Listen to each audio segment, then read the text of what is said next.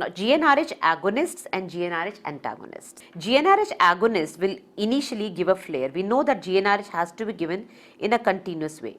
Continuous GnRH is going to down-regulate its own receptors and it becomes an antagonist for GnRH. Okay, so GnRH given continuously, not in a pulsatile fashion, given continuously will ultimately saturate all the receptors. It will cause down-regulation of the receptors. The entire HPO axis cycle will be gone, and this will lead to pseudo-menopause type of condition. So it will cause a pseudo-menopause type of condition. It may lead to decrease in bone mineral density, that is osteoporosis kind of picture will be created, which is reversible. So if you are giving GnRH for a long time, you have to add back. You have to give estrogen as well. E2 has to be added. Okay. Then talking about antagonists. Now what is this BSNL? I made a small mnemonic for you. This is buserlin. B stands for buserlin. This is hysterlin.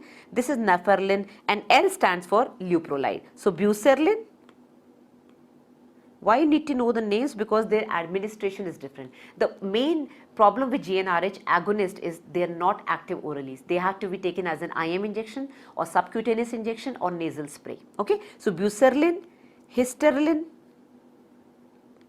neferlin, and this is leuprolide, the most common one that is used, leuprolide. Okay, so leuprolide can be given as an IM injection.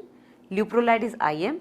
Buserlin, neferlin and leuprolide, these three are available in nasal forms. Okay, so these three are available as nasal sprays.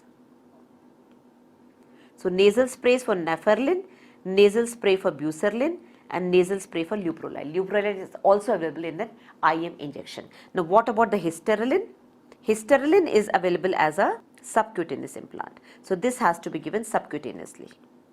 This is a subcutaneous implant. So buserlin, hysterlin, neferlin and leuprolide. So if you see the mnemonic BSNL, that is the most commonly used app that we use for our mobile networks and all. So BSNL and BHNL, they kind of resemble. So I made this mnemonic for you. H standing for hysterlin, which has to be given subcutaneously. So S and H going together. So BSNL or BHNL, they go together. So that is a mnemonic for to remember the GnRH agonist. Although the most common one is leuprolide. Okay, coming to the GnRH antagonist. GnRH antagonists, the two names that are important to remember are ganirelix and cetrorelix. So these are direct antagonists, and the best part is they are available in the tablet form. They are orally active and they are not having any initial flare. So they can be used in place of GnRH agonist.